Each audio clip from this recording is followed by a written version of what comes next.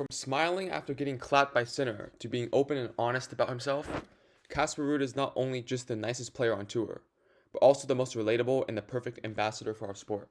In the UTS tournament, they have like these dinner videos where they show like pro players going to dinner and then they like talk about stuff. So in one of these videos, there's like Ruud with like Di Minor and like Dominic Thiem. When you're playing the slams now, Yeah, and you see the junior kids walking around, they all got their little Yeah. strut on, and like they think they're God's gift. yeah. But Casper Ruud was just like, I don't know if that's true because I don't really think most people walk with like such an egotistical like strut as what Di Minor suggests. He had another video where it was him and Per and Bublik, and Per was saying how he would only play 1 hour with his coach and then he'd be too tired to do anything else. He just hit with his coach for 1 hour. And then Bublik was like, he plays like 1 hour tennis, like 1.5 hours gym. And then Casper Ruud was like calling them cap because he said that he was being completely honest, right? He says he plays 2.5 hours of tennis a day and he does like 1.5 hours of gym, right? That's like what you'd expect from like a professional player. He's saying that they're just completely capping about how much they practice. To be honest, yes, I do 1 hour. I don't do like 10 minutes, but depends also how I feel. Yeah, and you do intensity or No. Most of the time I play with my coach and but no, but that's No. why. But that's why. It's just like how he's like open, like he's honest, right? He isn't like just straight up cap about stuff. And what I'm trying to say about the Di Minor thing is that Casper Ruud doesn't really have an ego, right? His ego, like he does have an ego, but like it doesn't get in the way of like the way he talks and stuff. Like he feels like the most down to earth guy, most relatable guy they have here, like on tour. So another reason why you can tell that Casper Ruud is the most humble, he doesn't really talk, he doesn't really boast that much, is how he's not very acknowledged. When he became war number 2, many of us were surprised. We're like, where'd this guy come from, right? He didn't win any Master 1000. We're like, this guy is just like randomly become war number 2.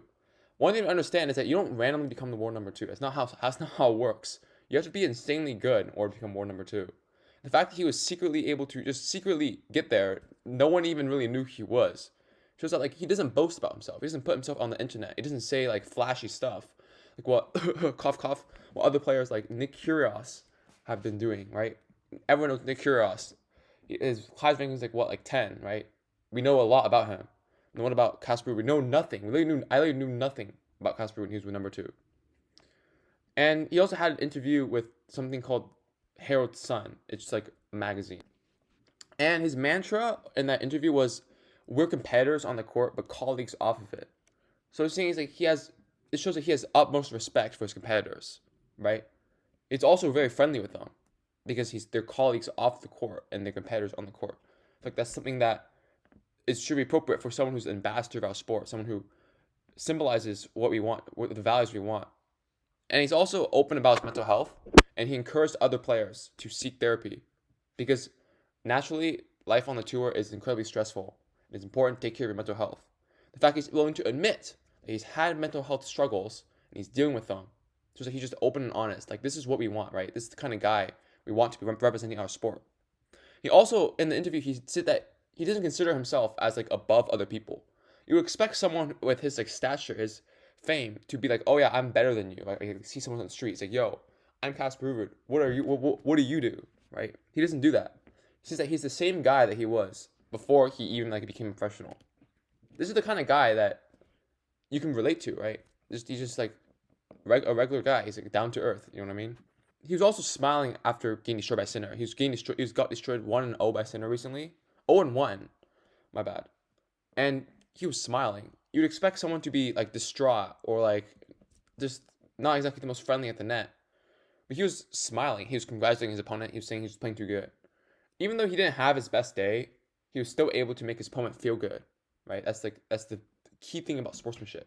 He shows respect to all his competitors. That's why he won the Stefan Edberg Sportsmanship Award in 2022, because of his respect for others and for his opponents. You also don't see him smash rackets, and he rarely loses his cool, right? These are kind of values that we need as the face image of our sport. They cannot be like always smashing rackets, like angry. Like that's just not good for like the kids watching it and for just society watching in general. That's not the kind of image we want.